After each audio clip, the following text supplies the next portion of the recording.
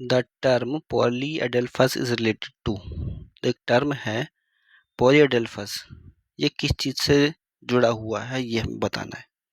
देखिए पॉलीएडेल्फस में होता क्या है कि स्टेमन्स होते हैं बहुत सारे, ठीक है। तो ये जैसे स्टेमन है, ये दूसरा स्टेमन यहाँ से निकलेगा ऐसे, तीसरा स्टेमन यहाँ से निकलेगा ऐसे, चौथा स्टेमन ऐसे निकलेगा ये।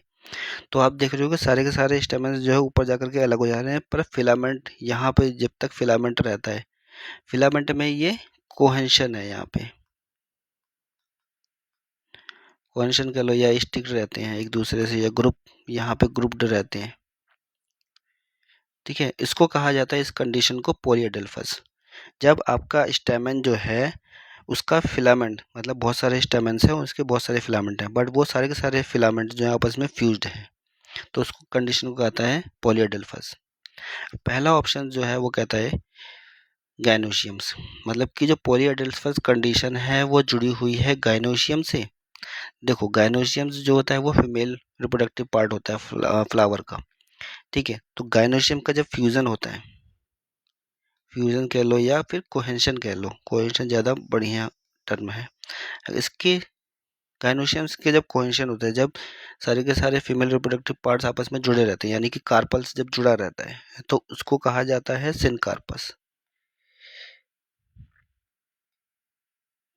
तो ये तो आपका ऑप्शन जो है गलत हो गया। कोरोला की बात करें तो कोरोला को कहा जाता है पेटल। तो जब बहुत सारे पेटल आपस में जुड़े होते हैं, कोहेंशन होते हैं, चिपके हुए होते हैं, तो उसको कहा जाता है गैमोपेटलस।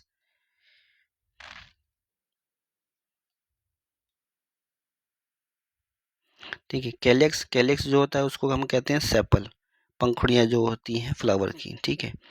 तो इस कंडीशन में इसको कहते हैं गैमोसेपलस, अगर वो जुड़ी हुई है तो, ठीक है। एंड्रोइशियम जो होता है, मतलब कि स्टामेन का एक गुच्छा जो होता है उसको कहा जाता है एंड्रोइशियम, ठीक है।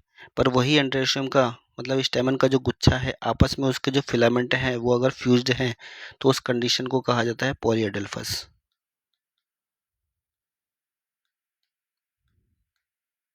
तो पॉलीएडेल्फस किससे जुड़ा हुआ है? एंड्रोइशियम से। तो राइट आंसर आपका हो गया बी।